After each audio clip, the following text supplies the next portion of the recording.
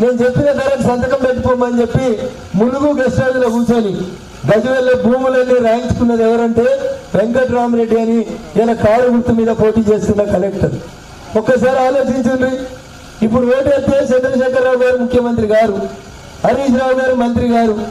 పోనీ మీ దగ్గర బాగా కష్టపడ్డాడు ప్రతాప్ రెడ్డి అని ఒక ఆయన ఉండే, బూరుగుపల్లి ప్రతాప్ రెడ్డి గారు. ప్రతాప్ రెడ్డి గారికి ఇచ్చేది ఉండే టికెట్ 10 ఏళ్ల కోలే కారు పట్టుకొని తిరిగిండు కదా పాపం. మరి ఎవరికి ఇచ్చిర్రు? వెంకట్రామరెడ్డికి ఇచ్చిర్రు. వెంకట్రామరెడ్డికి కారుకి ఏం సంబంధం? ఒకటే ఒకటి సంబంధం అవ్వ, సూట్ కేసుల సంబంధం. 100 కోట్లు హరీష్ రావుకి, 100 కోట్లు చంద్రశేఖర్ రావుకి ముట్టినాయి. పాపం ప్రతాప్ రెడ్డిని తీసుకుపోయి కొండ పోషమ్మ సాగర్ కాడ ఆ పోషమ్మకు దండం పెట్టమని ఇడిచిపెట్టింది. ఒక్కసారి మీరు అర్థం చేసుకోవాలి. కారు కోటేస్తే ఎంతసేపు అమ్ముకోవడమే, పైసలు తప్ప వేరే ముచ్చట ఉండదు కారు వాళ్ళ దగ్గర. ఇది ఎవరైనా ప్రతాప్ రెడ్డి మనుషులు ఉంటే పోయి చెప్పాలి ప్రతాప్ అన్నకి 10 ఏళ్ల కోర తిరిగినావు. ఆ తెలుగుదేశంలో ఇంత ఉండగా ఇజ్జత్ ఉండే నీకు.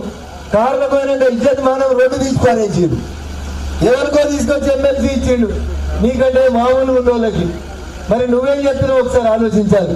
ఇంకా కారు గైరు అని తిరుగుతున్నారు ప్రతాప్ రెడ్డి. ఒకసారి ఆలోచించుకోవాలి ప్రతాప్ రెడ్డి గారు. ఏమిస్తుందే కారుగా లేవది. టక్కర్ అయితే కారు నెట్టెత్తుకపోతారు. మిమ్మల్ని కూడా కాడ మొత్తం టక్కర్లు అవుతుండే రోడ్డు మీద కార్లకి.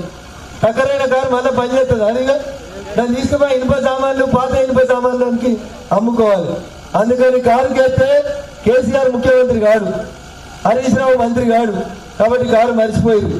మీ ప్రతాప్ రెడ్డికి మంచి పదవి రాదు కాబట్టి కారును మర్చిపోయింది. ఇంకా మిగిలింది చెయ్యి 2000 పింఛన్ 4000 ఇస్తాను మొండి చేయి చూపెట్టిండు. 1,00,000 రూపాయల లోన్ తీసుకుంటే 2 లక్షలు తీసుకొని 2 లక్షలు మాఫీ చేస్తా అన్నాడు. అది ఎగ్గొట్టిండు. మహాలక్ష్మి లాగుంటే ఆడపిల్లలకి 2,500 ఇస్తా అన్నాడు. అది ఎగ్గొట్టిండు. ఇంకో మాట చెప్పిండు, కేసీఆర్ ఉంటే 5,000 వస్తుంది రైతు బంధు, కేసీఆర్ పోతే 15,000 ఇస్తా అన్నాడు. వచ్చిందా రైతు బంధు? అప్పుడు ఎత్తలేదు మన వచ్చిందా? మరి ఎందుకు అలా చెయ్యక అనేది ఒకసారి ఆలోచించండి. ఈ ఎలక్షన్లలో నరేంద్ర మోడీ గారికి ఓటేస్తే ఈ దేశం బాగుంటుంది, మీ పిల్లలు బాగుంటారు. ఒకవేళ వేయలేదనుకో, పొరపాటున కాంగ్రెస్ వాడు వస్తే మన దేశంలో రిమ్మనగూడలో కూడా బాంబులు పెట్టిపోతాడు. ఇంతకుముందు హైదరాబాద్ లో పెట్టిర్రు, లుంబిని పార్క్ లో పెట్టిర్రు, గప్చుల్ల దుకాణంలో పెట్టిర్రు, బాంబేలో హోటల్కి వచ్చి కాల్చి చంపిర్రు. కాంగ్రెస్ వాళ్ళు ఉంటే రోజు పటాకులు వెళ్ళినట్టు బాంబులు వెళ్తాయి. నరేంద్ర మోడీ ఉంటే ఒక్క దీపావళి పండుగ నాడు మాత్రమే పటాకులు వెళ్తాయి. అందుకని ఒకసారి యాడ్ చేసుకోవాలి. అక్క ఇంతకంటే ఎక్కువసేపు చెప్పి ఆ ఎండకు మిమ్మల్ని కోసపెట్టు నాకు ఇష్టం లేదు. ఇంతమంది ఇంత పగటీలు ఇంత ఎండలు వచ్చిరంటేనే ప్రతి ఆడపిల్లకి ఏమి ఇష్టం అంటే పువ్వులు ఇష్టం. తమ్ముడు ఇంటికి తోలుకపోయేదానికి, అమ్మగారు ఇంటికి తోలుకపోయేదానికి వస్తే స్నానం చేసి తల నిండా పూలు పెట్టుకొని పోతారు చెల్లెళ్ళు.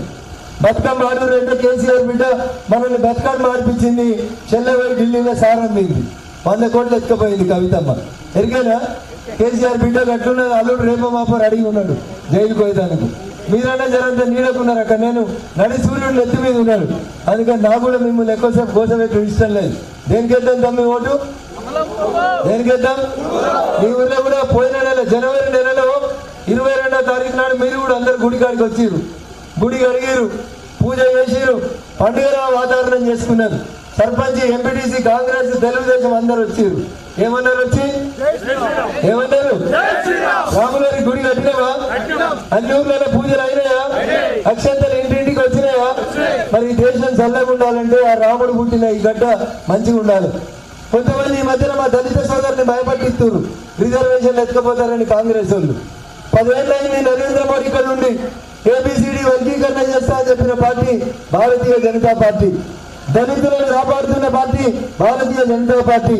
బాబాసాహెబ్ అంబేద్కర్ ని కాంగ్రెస్ పార్టీ ఓడగొడితే భారతీయ జనతా పార్టీ ఆయన పుట్టి పెరిగి చదివిన ప్రాంతాలు పంచతీర్థ పేరిట అభివృద్ధి చేసింది భారతీయ జనతా పార్టీ. అందుకని అందరూ సల్లంగా ఉండాలని కోరుకునే పార్టీ పువ్వు గుర్తు. సబ్కా సాత్ సబ్కా వికాస్ అని కోరుకునేటువంటి పార్టీ నరేంద్ర మోడీ గారి నాయకత్వం. కాబట్టి కమలం గుర్తుకే, కమలం గుర్తుకే. చూస్తున్నా ఎవరెవరు అంటలేరు. రేపు గెలిచినాక మళ్ళీ వస్తాం కదా, బిడ్డ పింఛన్ అడుగుతారు కదా, అడుగుతారు అడగరా? అందుకని అందరు గట్టిగా చెప్పారు, కమలం గుర్తుకే, కమలం గుర్తుకే. నరేంద్ర మోడీ గారి నాయకత్వం.